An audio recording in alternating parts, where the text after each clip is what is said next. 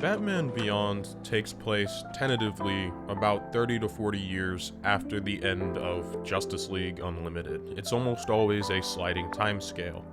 And because of that, we get to see a lot of Batman the Animated Series heroes, as well with Superman and a little bit of his rogues gallery, all sort of age and get older. And we're also presented with the fact that it's not just Batman who got older. We get to see a lot of his villains and how they've aged throughout the years. And I think these episodes were always some of my favorites to look back on because I grew up watching Batman the Animated Series. And so to see some of these villains, and especially the more decrepit and realistic ways in which they ended up being left, was always fascinating for me when I was younger. And in season 1, there were 2 episodes completely dedicated into being about Batman's rogues gallery and how they got older.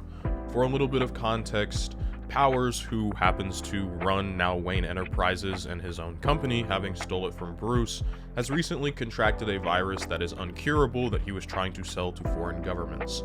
One of the only cures was a heavy dose of radiation, which causes him to have his skin peel and for him to show his true colors underneath, which is a giant glowing skull. And so one of the ways that is proposed to fix this is to transfer his body from his damaged DNA into a perfectly new copy. And that's where Mr. Freeze comes in. That's right, Victor Freeze is still alive, but much like how we left him in Batman the Animated Series, he's nothing more than a cryogenically frozen head, no longer having a body, from years and years of damage due to his DNA. And of course, when he is given the chance at a second life, essentially, he jumps on it. He is going to be able to be transformed and transferred into a brand new body in which he can be normal again. This is a second chance for Victor Freeze. And another big part of this is he isn't bound by Nora anymore, so he doesn't have to feel the need to continue committing crimes. But not everybody is fully on board with this. Bruce specifically asked Terry to keep an eye on Mr. Freeze. Now, what's interesting is Terry fully believes in Victor Freeze's redemption, and that Victor will be a better person, whereas Bruce believes Victor will simply fall into his old ways. Even if Victor is quite literally visiting the death of who he once was, and is potentially finding a brand new love for himself. But not everyone is very happy with the fact that Victor Freeze is back on the prowl in Gotham.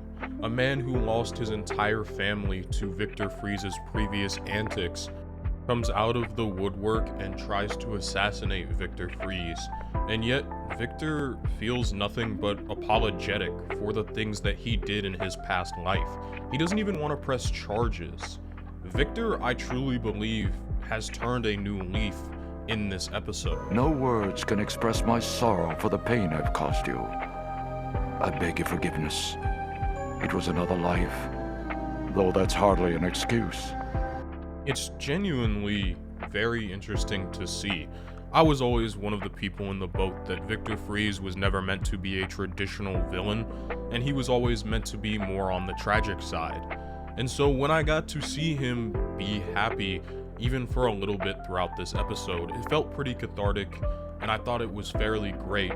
But much like anything else, unfortunately, Victor Freeze's temporary change into living a normal life was just that. It was nothing more than temporary. He was nothing more than an experiment for Powers to see if he could transfer into a new body. And unfortunately, Freeze was also betrayed by a woman he felt truly was with him at some point.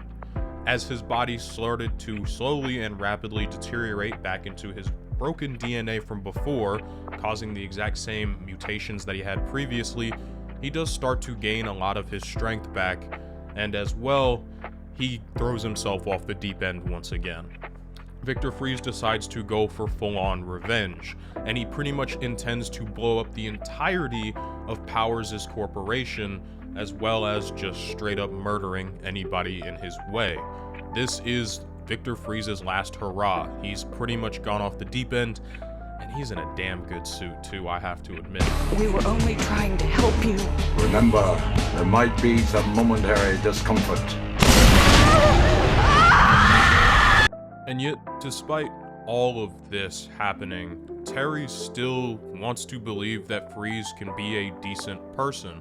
He doesn't want to just treat it as Bruce does, and he also doesn't want to leave Freeze to die by himself alone, especially considering this is also the first time we really get to see Blight, i.e. Powers, actually in his full form fighting, and genuinely it's kind of terrifying, to be honest.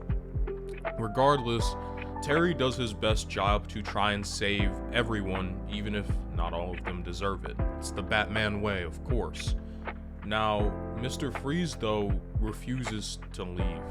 He simply says that nobody but Terry cares, and he wants this to be the end. Gotta get out of here, Freeze. The whole place is gonna go. Believe me, you're the only one who cares. And I'm honestly not surprised, because essentially Freeze is immortal, and what he had to look forward to post this was nothing. Nora was gone, and any chance he could have in a normal life was also completely gone. And so I think this was a fairly fitting end for Freeze. And at the end of the episode, Terry and Bruce have a heart-to-heart in which Bruce concedes that at some point they were both right. The next episode that I really want to cover is twofold. Not only does it bring back a previous villain from the Batman franchise, specifically Batman the Animated Series, Batman the New Adventures, and as well, it also deals with a whole different facet of issue, and that I will get to in a minute. But first, I want to give you a quick setup. Terry, by this point in the season, has been doing this Batman thing for a while, and he's kind of failing at everything outside of being Batman. He can't stay awake in class, he can't pass tests, and so his mother is breathing down his neck, and his relationship with Dana is rocky at best. But for once, Dana actually suggests something to help take his mind off things. They go to a brand new sport that we've never seen before but seems pretty dope, which is blitzball. But we also see something very interesting. Their coach is an asshole, and he is really pushing them hard, to the point some players have started using something called slappers, a performance-enhancing drug, to hopefully make them better athletes, and well, it really does. And anybody who's familiar with the Batman mythos knows exactly what those slappers look like when the opponent starts taking them. And it looks like venom. That's exactly what slappers are, but the coach seems to genuinely be encouraging it. As a matter of fact, the students have to go out of their ways to rob institutions around Gotham in order to get enough money to get more slappers. They are a highly addictive substance. And that's the twofold part I was talking about with this episode. We're seeing a sports coach who is pushing his players to be so good at their sport that they have to resort to not only taking performance-enhancing drugs, but stealing in order to do so. And these drugs are doing detrimental damage to these young men's bodies. And we see these effects the very next day. This dude is routinely blowing off his girlfriend and is clearly being mentally affected, not just physically affected. He has tremors, he has angry outbursts, and his girlfriend is trying her best to be there for him, but he's clearly too far gone by this point. As well, we literally see the physical tremors, but he can't stop using, and neither can his teammates. What? You don't look so good. It's clear he can't get through a regular day without getting more and more slappers. He can't function properly without them. And Terry, of course, sees this, and he wants to further understand, A, where these guys are getting them from, especially because somebody who used them the previous night just beat the absolute crap out of him. And so Terry, in his infinite wisdom, decides to sneak in after school is over into the high school's locker room and try to steal some of their supplies in order to test it at, of course, the Batcave. It's not a whole big point to this episode, but I figure it's worth mentioning that Terry's mom finds the slappers in his backpack after school and also was grilling him about not being good in school. And so Terry just keeps getting the rough end of the stick, man. Talk about some Spider-Man work right here. But that's kind of more of a side point and not really integral to the rest of this video. Regardless, Terry ends up essentially finding out that the #1 proponent in slappers is venom. It is the #1 main ingredient. And so Terry goes and sneaks in to see Bane, who is one of Batman's previously most well-known villains. Except when Terry sees Bane, he is decrepit, old, and barely alive. Years of venom abuse has left him completely shattered in a shell of his former self, definitely not able to operate the slapper's business. What happened to him? Too many years on venom. That's what the stuff will do to you. That image of Bane definitely was probably, gosh, this show was full of imagery that I should not have probably been looking at when I was as young as I was. But besides that, we also see the continued degradation from the sports coach surrounding his team. He is borderline abusive. Now, I've definitely played with coaches that were hard on me growing up, but never to the extent that I see in this episode. It seems less like he's trying to be a coach and more like he is trying to degrade the people that run with him, especially when he is putting his hands on his players. And again, he continues to push them towards getting these drugs and continues to turn a blind eye to the drug use on his team as long as they're winning. And Terry uses this to his advantage, essentially stopping a drug deal and deciding to follow the car back to its manufacture point. And of course, as it turns out, the man who spent a majority of time with Bane would be the one producing these new slappers, using a derivative of the venom that Bane spent so many years taking. And of course, he himself would also partake in using these slappers, all in the event to hopefully be able to defeat Terry, because why not? This guy's not exactly particularly smart. Okay, I'm never going to say he was, because he took way too many. To keep a longer fight short, which again, you guys should really watch these episodes, especially if you haven't seen them in a long time, because they hold up so well.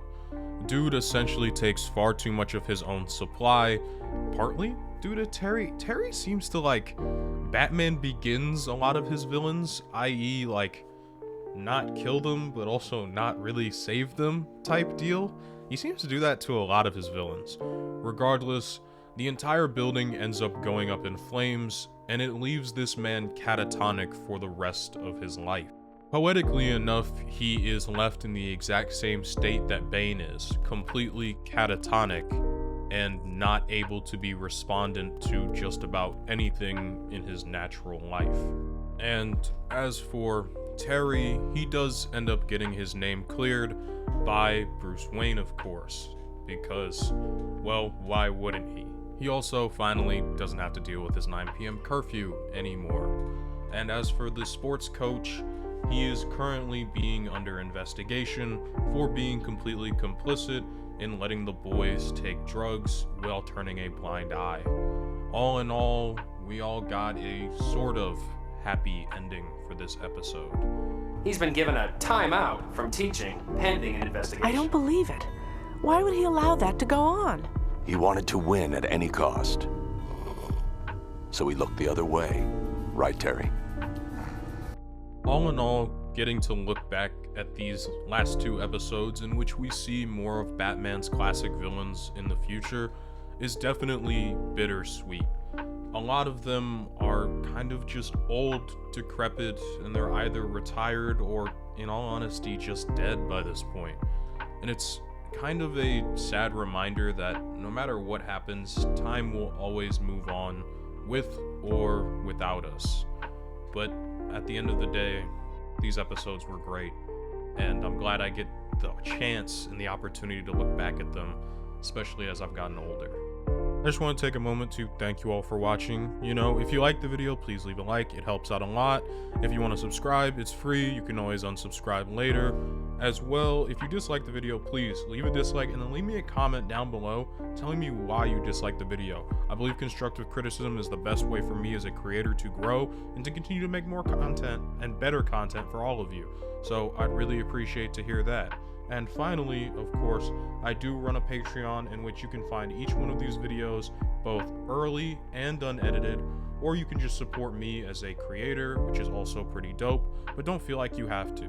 As well, I have a Discord which you can access through my Patreon, and I'll be hosting my first ever watch along when you guys see this video tomorrow on Thursday the 19th, and you will be able to watch X-Men 2000 with me, and we can just kind of watch it and talk about it and just, you know, have a good time.